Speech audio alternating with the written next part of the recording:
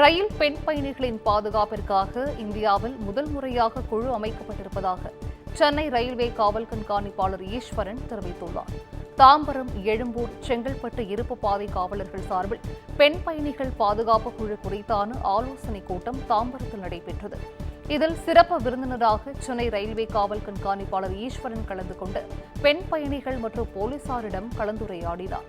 இதனைத் தொடர்ந்து செய்தியாளர்களிடம் பேசிய அவர், பெண்கள் பாதுகாப்பு குழு தமிழ்நாடு முழுவதும் 47 காவல் நிலையங்கள் உருவாக்கப்பட்டு செயல்பாட்டிற்கு வந்திருப்பதாக தெரிவித்தார்.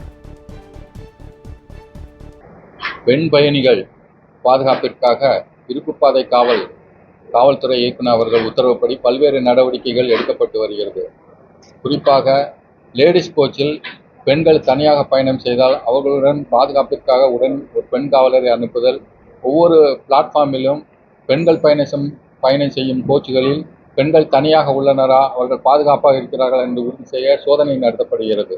மேலும் சந்தேக நபர்கள் அந்த ஏரியா பிளாட்ஃபார்மில் நடமாடினா அவங்களை ப்ரீவென்டிவ் அரெஸ்ட் நிறைய போட்டிருக்கிறோம். இது வரைக்கும் கிட்டத்தட்ட 1000க்கும் மேற்பட்டவர்களை நாங்கள் ப்ரீவென்டிவ் அரெஸ்ட் போட்டு விசாரித்து அனுப்பிச்சி விட்டுருக்கிறோம். அதனுடைய அடுத்த கட்டமாக காவல்துறை இயக்குநர் அவர்களுடைய கருத்தில் உதித்த ஒரு அருமையான திட்டம், இந்தியாவிலே முதன் முறையாக பெண் பயணியர் பாதுகாப்பு குழு அப்படின்னு ஒரு அமைப்பை நாங்கள் உருவாக்கிக்கிறோம். இது என்னென்னா, பெண்கள் பாதுகாப்பில் பெண்களுடைய பங்களிப்பும் இருக்கணும் அப்படிங்கிறதுக்காக 3 வருடங்கள் தொடர்ந்து ரயிலில் பயணம் செய்யும் பெண்களை இதில் மெம்பராக ஆக்கியிருக்கிறோம்.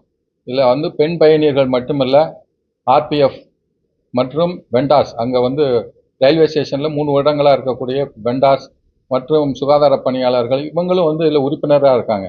அதோட முக்கிய நோக்கம் என்னன்னா, தவறுகளை முன்கூட்டியே கண்டறிந்து தடுத்தல்.